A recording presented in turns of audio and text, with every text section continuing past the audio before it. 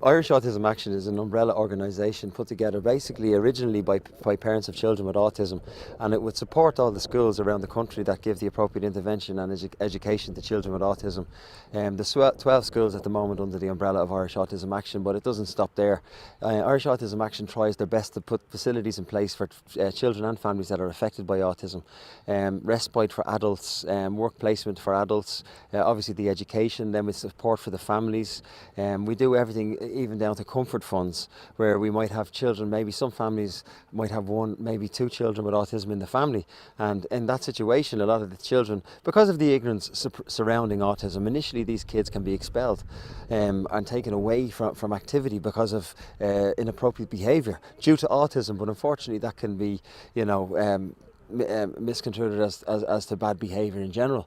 And that's why we try to create as much awareness as we do, to try and educate people on autism, to let them know that these children are not naughty kids, they just have autism. Our journey has been a long journey now. We've been over 10 years kind of fighting the cause, and the reason for that is my own little girl Mia was diagnosed with autism about 11 and a half years ago. She's 13 now.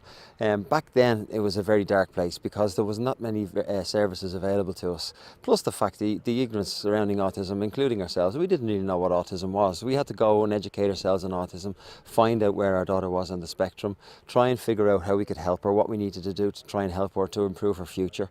And basically what she needed was, at the time she was non-verbal, so she didn't speak. She was quite isolated in her own world.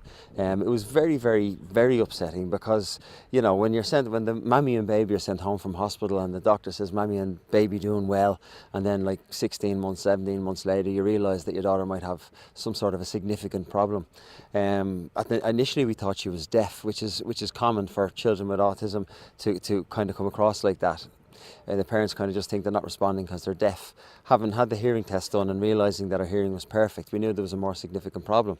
The diagnosis then was impossible to get. There was a 2.5 year waiting list for a diagnosis through the state. Anybody you speak to will tell you that early intervention with children with autism is essential for their future. But how can you have early intervention if you're on a 2.5 year waiting list for a diagnosis? So we were lucky to manage to get a diagnosis done ourselves. Once we had a diagnosis, we went on then to try and find out what she needed, and what she needed then was basically tailored education. We needed to make sure that we were putting in place the appropriate education that she needed for her specific needs. Every child with autism is completely different. It manifests itself in children completely differently. Like every human being is different, every child with autism is different.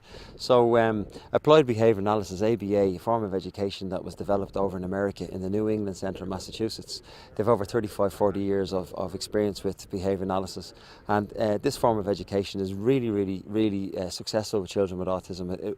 It can change their lives, and my daughter Mia was very fortunate to have 5 years of intensive intervention in the form of ABA, not specifically only ABA, but a couple of hours a day of ABA, and that really worked with her. We just worked really hard, and Mia worked very hard, and every time we raised the bar she reached it. And the happy ending to the story now would be that she's in mainstream school now 5 years. She's 13 now. She's recently just started in second year school in peer equal school. So I mean, she's in the classroom with all girls the same age as herself. Academically she's flying. She's doing very well, which is something that we never would have realised had she not have been given the appropriate intervention.